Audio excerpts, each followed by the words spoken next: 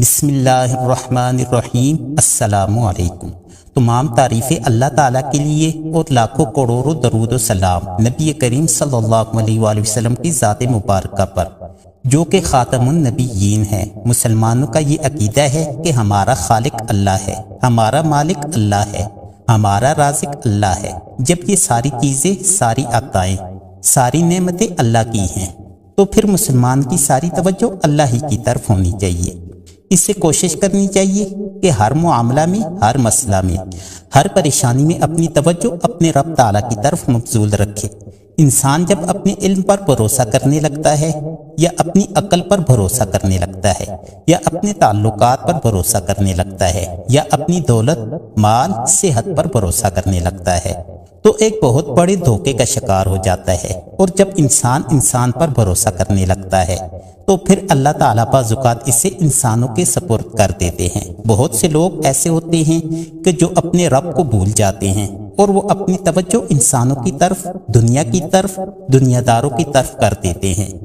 تو اللہ تعالیٰ فرماتے ہیں کہ میں انہیں یہ سزا دیتا ہوں کہ وہ مجھے بھولنے نکلے تھے، تو میں نے انہیں اپنا آپ بھی بلا دیا۔ سورہ حشر میں اللہ تعالیٰ کا ارشاد ہے کہ وَلَا تَكُونُوا كَالَّذِينَ نَسُوا اللَّهَ فَأَنسَاهُمْ أَنفُسَهُمْ۔ ان لوگوں کی طرح نہ ہو جانا کہ جنہوں نے اللہ تعالیٰ کو بلا دیا، تو پھر اللہ تعالیٰ نے انہیں اپنا آپ بھی بلا دیا۔ انہیں اپنی بھی ہوش نہیں رہی۔ وہ ایسے مسائل میں گر گئے اور ایسی آزمائشوں میں الجھ گئے اور ایسی دنیا داری میں مگن ہوئے کہ انہیں اپنا بھی پتہ نہ چلا۔ جب انسان خدا کو فراموش کرتا ہے تو خود فراموش ہو جاتا ہے۔ جب یہ ذہن بن گیا کہ پیدا اللہ تعالیٰ نے کیا ہے، عطا کرنے والا اللہ ہے، نوازنے والا اللہ ہے، اس کے باوجود بھی انسانوں کی طرف توجہ ہو۔ نبی کریم صلی اللہ علیہ وآلہ وسلم نے بھی لوگوں کو جب راستہ دکھایا تو اللہ تعالیٰ کا ہی دکھایا ہے، رب کی طرف توجہ کرائی۔ اس کے ساتھ ساتھ علم اللہ تعالیٰ عطا کرتے ہیں، تو اسے اللہ تعالیٰ ہی کی عطا سمجھنا چاہیے۔ کچھ لوگوں کے پاس علم تو ہوتا ہے مگر علم نافع نہیں ہوتا۔ علم کو اللہ تعالیٰ کی عطا سمجھیں۔ اپنی عقل، اپنے شعور پر زیادہ بھروسہ نہ کریں، بلکہ بھروسہ صرف اور صرف اللہ تعالیٰ کی ذات پر رکھیں۔ حضرت علی رضی اللہ عنہ سے ایک دفعہ کسی نے پوچھا کہ بڑا عالم کون ہوتا ہے؟ تو فرمایا کہ بڑا عالم وہ ہوتا ہے جسے مسئلہ کا پتہ نہ ہو تو کہہ دے کہ مجھے نہیں پتا، میں پتہ کر کے بتاؤں گا۔ غلط بات بیان نہیں کرنی چاہیے۔ ایک دفعہ امام مالک رحمۃ اللہ علیہ سے کسی نے مسئلہ پوچھا تو آپ نے فرمایا کہ مجھے اس سوال کا جواب نہیں آتا۔ وہ شخص کہنے لگا کہ آپ اتنے بڑے امام ہیں اور آپ کو اس سوال کا جواب نہیں آتا؟ تو امام مالک رحمۃ اللہ علیہ فرمانے لگے کہ اگر مجھے ہر سوال کا جواب آتا تو پھر تو میں خدا ہوتا۔ مجھے ہر سوال کا جواب نہیں آتا، مجھے تو اتنا ہی آتا ہے جتنا میرے رب نے مجھے عطا کیا ہے۔ اگر آپ کے پاس علم ہے تو اسے اللہ تعالیٰ کی عطا سمجھیں۔ اپنی نظر ہمیشہ رب تعالیٰ کی طرف مبذول رکھیں۔ علم کے بعد ایک چیز ہے جس کا نام ہے ہدایت، جس کا نام ہے تقویٰ، جس کا نام ہے پرہیزگاری۔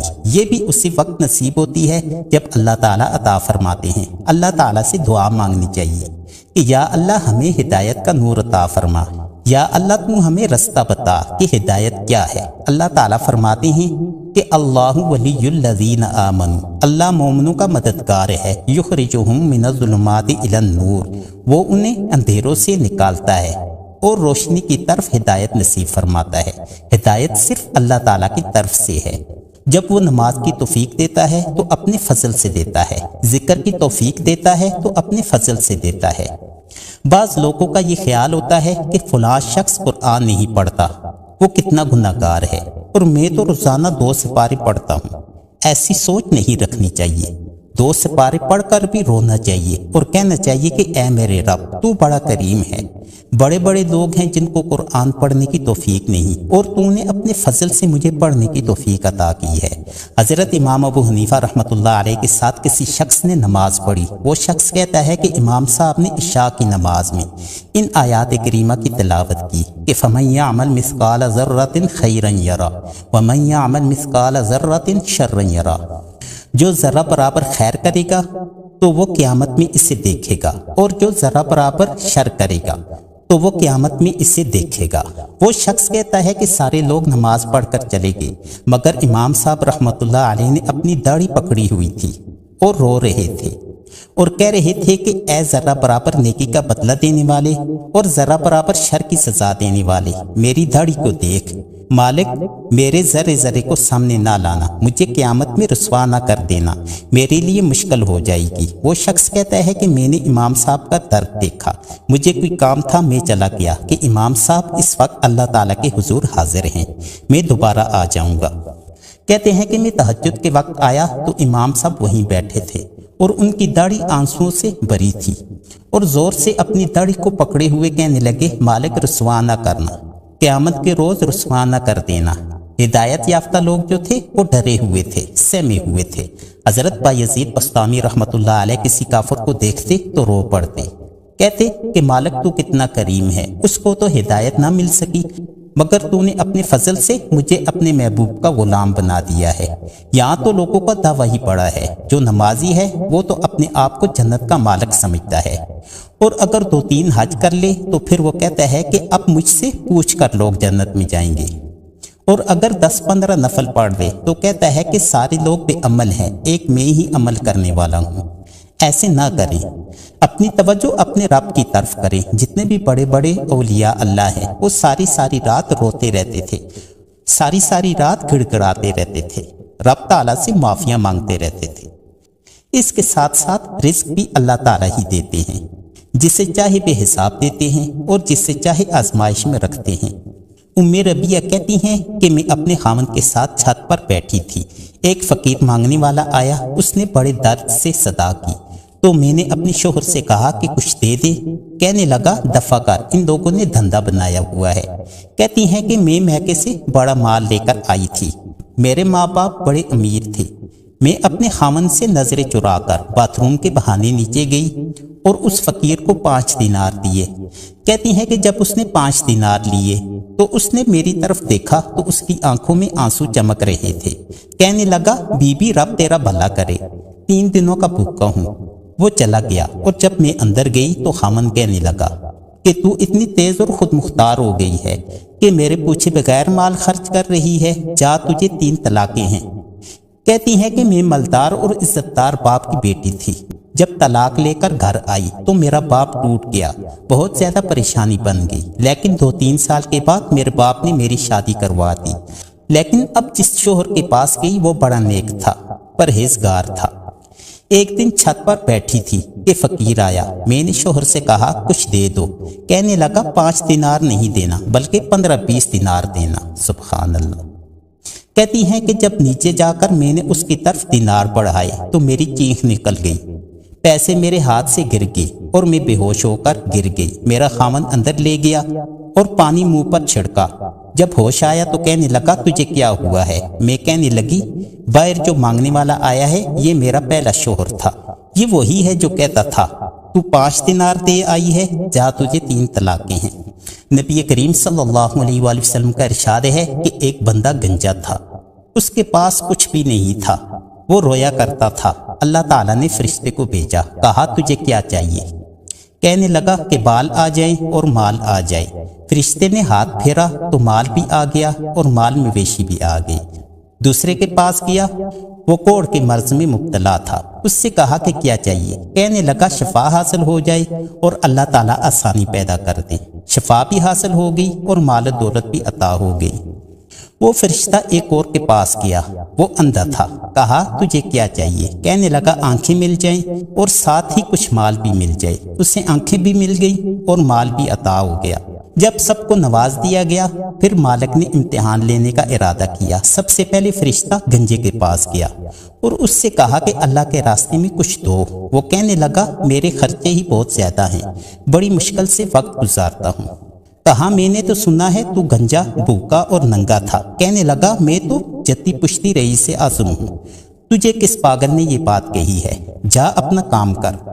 اس فرشتے نے کہا اچھا تو جیسا تھا ویسا ہی ہو جائے۔ سب مال بھی ختم ہو گیا اور پھر سے وہ گنجا ہو گیا۔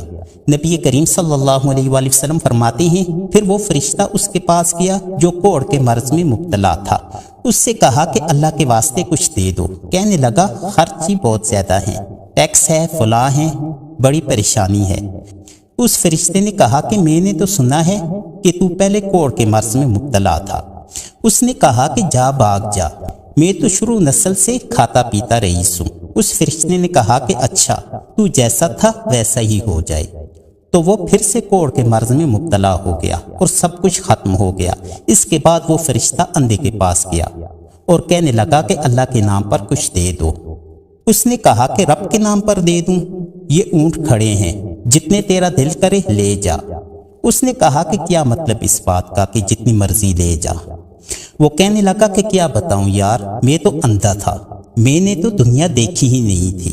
پھر اس رب کریم نے فضل کیا تو مجھے بہت کچھ دکھایا اور بہت کچھ عطا کیا۔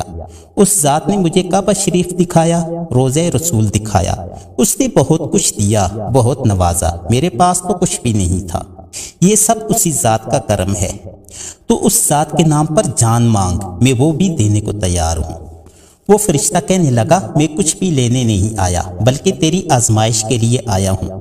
تیری عزت بھی سلامت رہے گی، تیرا مال بھی سلامت رہے گا اور تیری شفا بھی سلامت رہے گی۔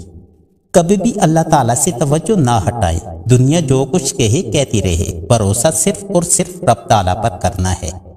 آپ دنیا داروں کو مناتے مناتے تھک جائیں گے مگر راضی نہیں ہوں گے۔ ایک کو منائیں گے دوسرا ناراض ہو جائے گا، دوسرے کو منائیں گے تیسرا ناراض ہو جائے گا۔ دنیا داروں کو منانا چھوڑیں اور اس رب کو راضی کریں جو فرماتا ہے کہ تو ایمان لانے کے بعد نیک عمل کر، میں لوگوں کے دلوں میں تیری محبت پیدا کر دوں گا۔ اپنی نظر صرف اپنے رب پر رکھیں، دنیا داروں سے امیدیں باندھنا چھوڑ دیں، استغفار شوق اور کثرت سے پڑھا کریں۔ فرعون نے 500 سال تک حکومت کی اور اب کوئی 5 سال حکومت کرتا ہے تو پاؤں لڑکھڑا جاتے ہیں۔ فرعون نے 500 سال تک حکومت کی، وجہ یہ تھی کہ جب دنیا سو جاتی تو چادر اوپر ڈال کر مسلے پر بیٹھ جاتا تھا اور کہتا تھا کہ رب تو ہی ہے، میرا پردہ سلامت رکھنا، میرا پردہ نہ کھولنا، مالک تو ہی ہے، کرم نوازی کرنا۔ وہ اتنی لمبی حکومت کر گیا کیونکہ وہ رات کو استغفار کرتا تھا، کہتا تھا کہ مالک رب تو ہی ہے۔ جو کوئی بھی استغفار کرتا ہے وہ بچا رہتا ہے۔ میرے بھائیوں اور دوستوں، مختصراً یہ کہ توکل اور بھروسہ صرف اللہ تعالیٰ ہی کی ذات پر کرنا چاہیے۔ جو اللہ کو یاد رکھتا ہے اللہ تعالیٰ اس سے بھی یاد رکھتے ہیں، اور جو اللہ تعالیٰ کو بھلا دیتا ہے تو اللہ تعالیٰ اس کی زندگی ایسے کر دیتے ہیں کہ وہ اپنے آپ کو بھلا دیتا ہے۔ علم، دولت، عزت و شہرت صرف اور صرف اللہ تعالیٰ ہی عطا کرتے ہیں، لہٰذا توکل صرف اور صرف اللہ تعالیٰ ہی کی ذات پر۔